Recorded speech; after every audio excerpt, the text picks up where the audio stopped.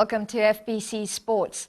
Ba has won the Fiji Sun GP Batteries National Football League title for the 18th time after beating Suva 4-0 this afternoon. Osea Vakatalesa opened the scoring with a neat header from a corner kick.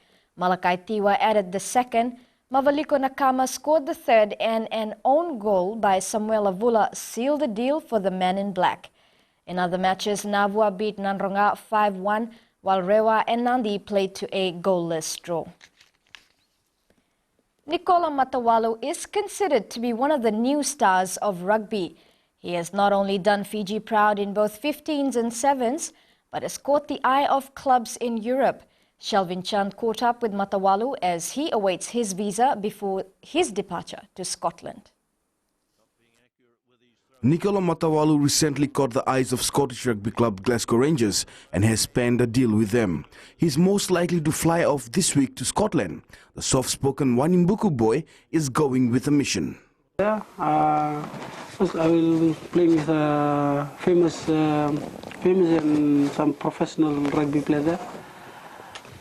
For me, I just want to improve my skills of passing and kicking, for me to be the best halfback in Fiji. Matawalu was part of the Sevens last season and named player of the Hong Kong Sevens tournament.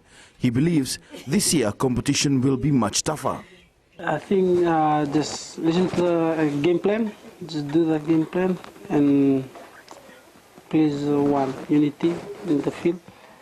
And they should know each other well for the seven. Know each other well, the weakness, the strength of the person beside them.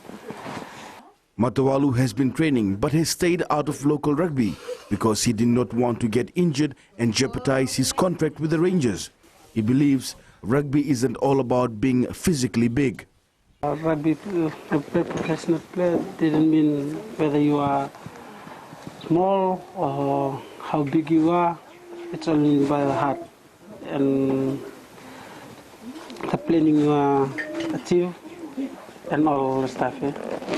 So for you, if you really like something, if you want to become something, you should many challenging you should face. So you face difficulties and stuff, but when you want something, it should become from your heart and mind. Matawalu's is a sports success story. He grew up in Wanimbuku and lost his father at an early age, but never lost his will and fought against the odds to achieve his dream. He promises to fly Fiji's flag in Scotland. Shelvin Chand, FBC Sports. Ilya Sandalana's achievement at the Paralympics has put minor sports in the spotlight. While major sports get all the financial backing, it's the unaided sports that produce results and put Fiji on the map. Shelvin Chand looks at minor sports' call for more support. In 2007, powerlifting returned from Oceania Championships with 5 gold medals. Later that year, Seni Militana and Elias Sairava attained gold at the World Meets. Even after those achievements, lack of financial support has seen the sport being confined.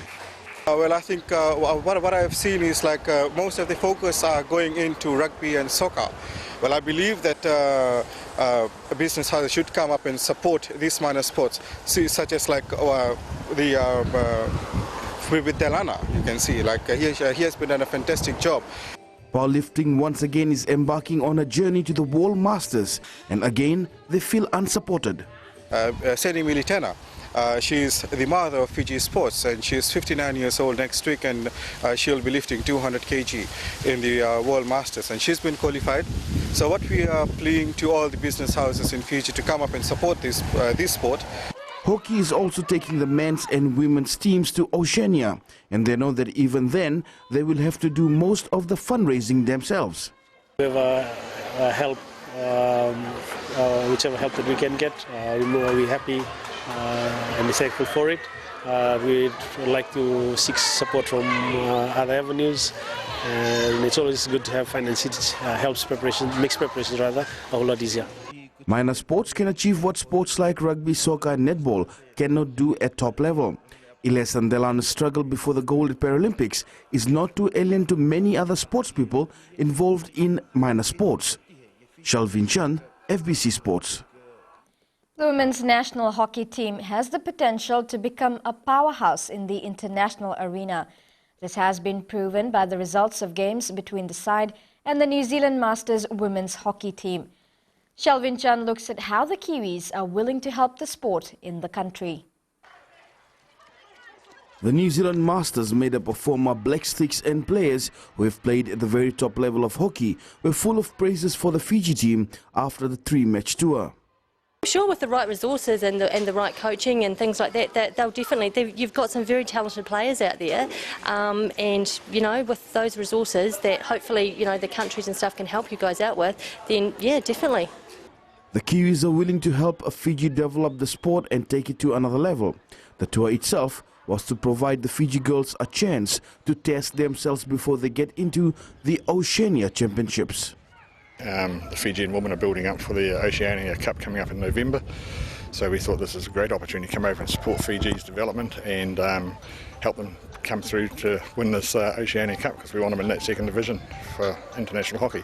An observation made by the New Zealand team about our girls is that they are fast learners. I think there's real opportunities, and that's. I look through the team that's there, and there's some there's some very young girls with some very nice players in there too. So there's a nice balance. They're starting to play during the course of this week. I thought their development during this week's been outstanding, and we expected to have a really hard game today, because you've got to learn from your lessons, and we possibly haven't learned as much as we should have. But the Fijian girls stepped up well. So I think the hockey here, they've got to have good heart going into the Oceania Cup coming up later on. The Fiji women's team will now start preparing for the Oceania Championships in November, and following that, they will gear up for the World Series. Shalvin Chand, FBC Sports. The New Zealand All Blacks continue their winning streak in the Rugby Championships, while Australia came from behind to beat a fired-up Argentinian side. For a quick wrap-up, here's more from Al Jazeera. The All Blacks got the better of South Africa in Dunedin. They were 5-3 up at half-time, thanks to this try from Israel Dag. Although South Africa produced a try of their own in the second half, Aaron Smith scored New Zealand's second try. Midway through the half, Dean Grayling was sin bin for striking All Blacks captain Richie McCaw. New Zealand needed 2 late penalties from Aaron Cruden to ensure the 21-11 victory. It's a 14th win in a row for the world champions. Australia needed 2 late tries to beat Argentina on the Gold Coast. The South Americans were leading 19-6, but the home team recovered. Pat McCabe scored on the hour mark. 8 minutes later, Digby Ione added another. The conversion and a late penalty saw the Wallabies through with a 23-19 win.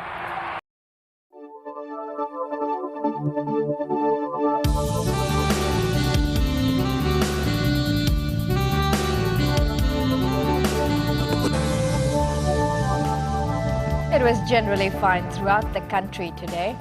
Lambasa still holds the lead on the temperature chart with 31 degrees, while Suva remains the coolest, recording 27 degrees at 3 this afternoon. The outlook for tomorrow: rain is forecasted for the whole group tomorrow afternoon.